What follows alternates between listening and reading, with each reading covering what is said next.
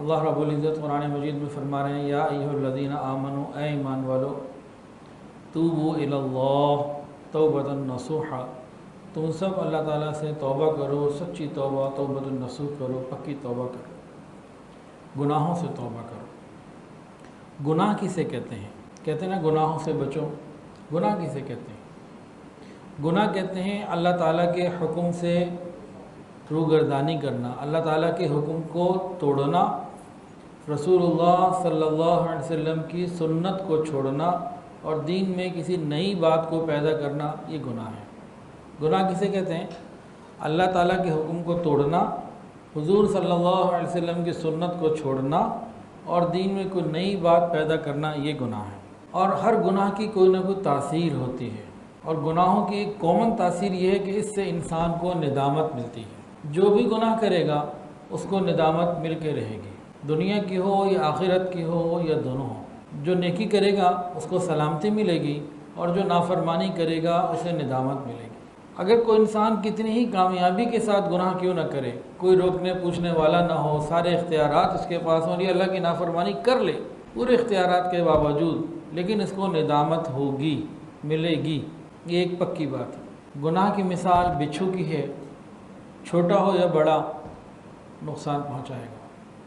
گناہ کی مثال آگ کے انگارے کی سی ہے، انگارہ چھوٹا ہو یا بڑا وہ پورے گھر کو جلانے کا ذریعہ بن سکتا ہے۔ تو گناہ سے ہمیں بچنا ہے، اور آج توبہ کی رات میں ہمیں انشاءاللہ توبہ کرنی ہے۔ اللہ فرماتے ہیں توبۃ النصوح کرو۔ توبۃ النصوح کسے کہتے ہیں؟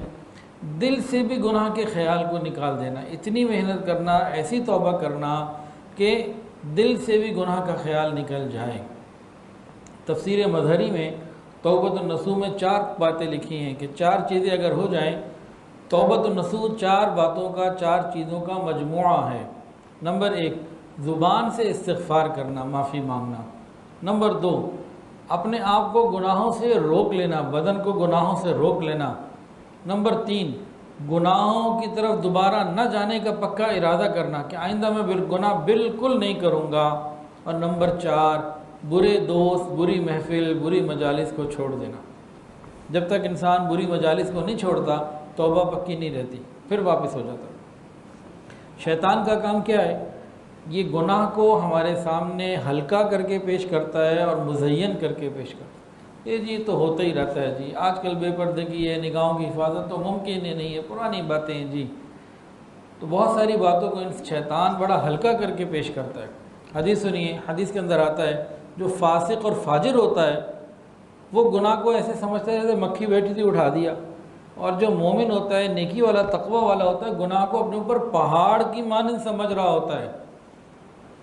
تو جو لوگ گناہ کو ہلکا سمجھ رہے ہوتے ہیں یہ شیطانی وار میں ہوتے ہیں۔ گناہ کو ہلکا نہیں سمجھنا چاہیے۔ حکم خدا ہے، اس کی عزت ہمیں کرنی چاہیے۔